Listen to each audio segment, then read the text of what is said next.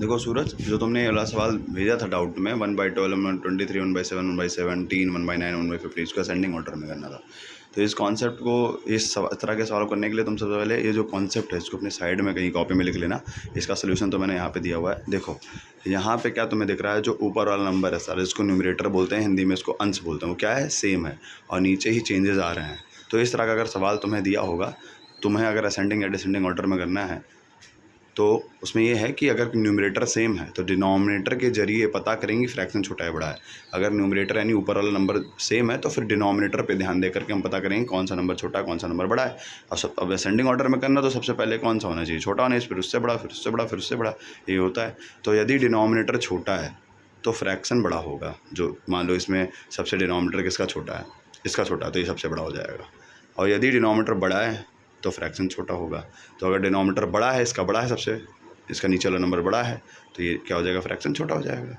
यहाँ समझ में आ रहा होगा। तो ये सारे बातें तब के लिए हैं जब तुलना करने वाले फ्रैक्शन के न्यूमरेटर क्या है, सेम है। अगर न्यूमरेटर सेम है तभी हम ये बात करेंगे। तो देखो सोल्यूशन में क्या है, जैसे मानो ये तुम्हारे सवाल दिए थे 1/20, 1/12, 1/23, 1/7, 1/17, 1/9, 1/50। तो इसमें सबसे कौन है भाई,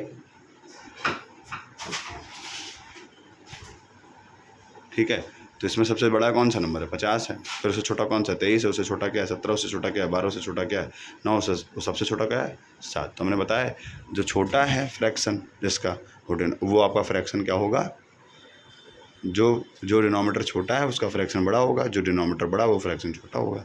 तो अब ये देखो 7 सबसे छोटा नंबर है, तो ये फ्रैक्शन क्या हो जाएगा, सबसे बड़ा हो जाएगा। तभी देखो हमने इसकी तरफ घुमा दिया ऐसे। और देखो उधर उसमें क्या है, सबसे बड़ा नंबर 50 है, ठीक है। तो जो सबसे बड़ा तुमको दिखाई दे रहा है उसका फ्रैक्शन क्या हो जाएगा, सबसे छोटा हो जाएगा। तभी उसके लिए हमने साइन इस तरह का लगा दिया है। जैसे की तरह मुंह बंद है, ये देखो मुंह बंद है, तो ये छोटा है। अब ये बड़ा था तो ये और छोटा हो गया उससे, ठीक है। तो फिर अगली बार में फिर ऐसे साइन लगाया, फिर ऐसे, फिर ये छोटा साइन, फिर ये देखो जिस तरह की तरह मुँह बंद है नहीं, ये छोटा है। और सबसे बड़ा कौन सा है, 1/7, क्योंकि सबसे छोटा नंबर था। अब न्यूमरेटर सबका सेम है तो हम डिनोमिनेटर के हिसाब से डिसाइड कर लेंगे कौन सा बड़ा कौन सा छोटा।